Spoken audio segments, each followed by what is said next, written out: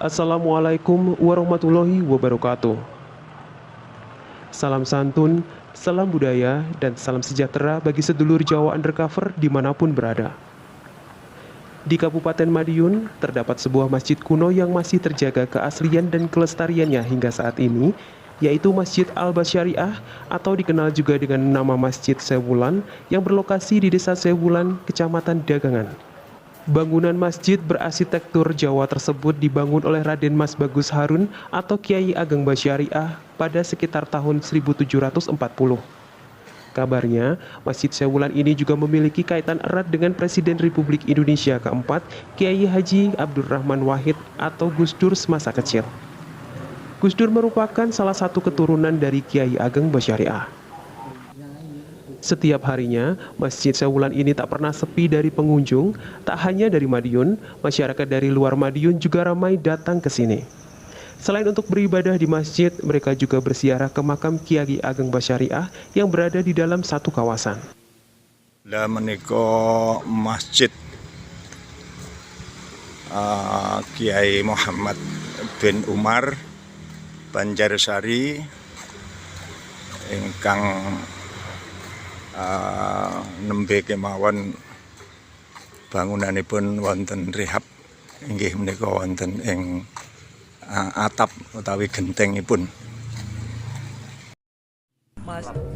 Masjid kuno Kuncen ini diperkirakan berdiri pada abad ke-16 atau lebih tepatnya pada zaman Adipati Pangeran Timur.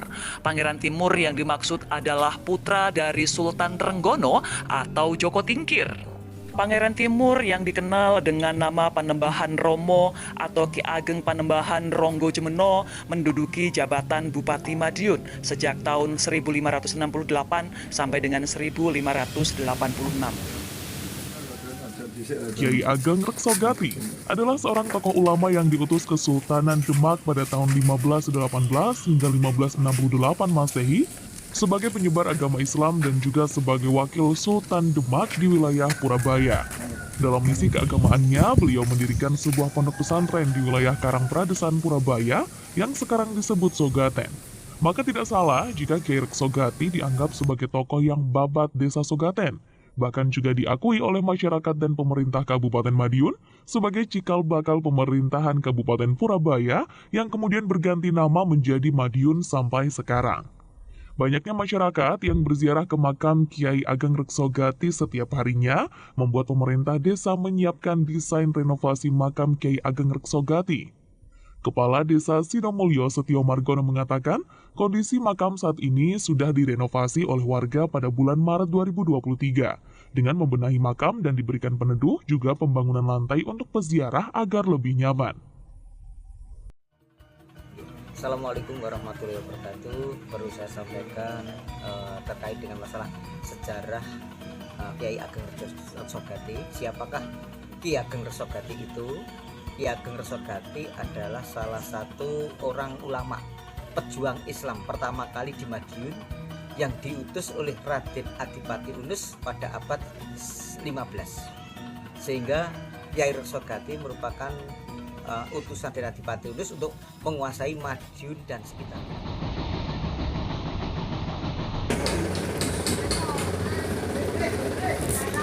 Di makam Kuncen Caruban, terdapat makam tokoh agama Kiai Ageng Anom Besari. Beliau juga dijuluki Ki Ageng Grabahan karena beliau sering menyamar sebagai seorang penjual gerabah atau barang-barang dari tanah liat ketika berdakwah di masa penjajahan Belanda.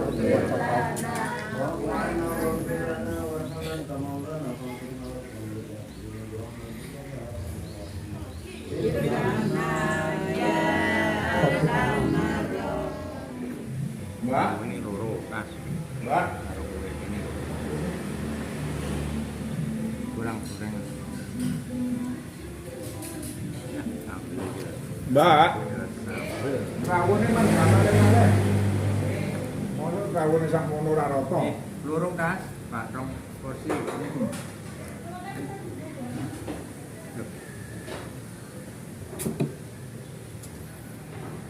PPI.